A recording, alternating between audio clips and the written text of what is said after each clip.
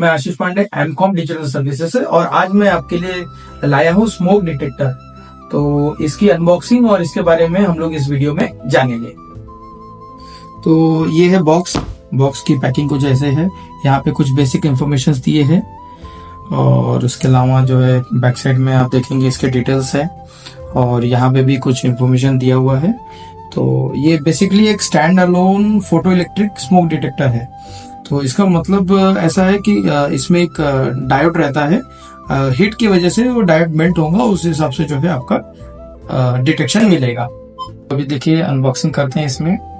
तो पहला हमारा ये मेन यूनिट निकलता है इसमें से, जो कि एक सेंसर है, जो कि स्मोक सेंसर हम लोग कहते हैं।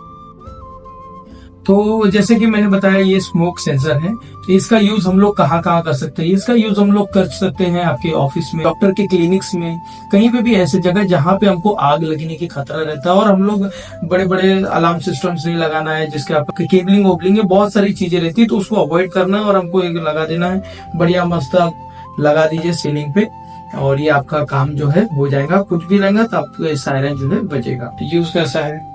यहाँ पे कोई भी फायर हुआ, स्मोक इसके अंदर गया तो इस टाइप के आपको सायरन बटन का आवाज आ रहा है। काफी अच्छा डिवाइस है और प्राइसिंग भी बहुत अच्छी है। तो ज्यादा जानकारी के लिए आप हमें नीचे दिए हुए नंबर पे कॉल कर सकते हैं। Thank you.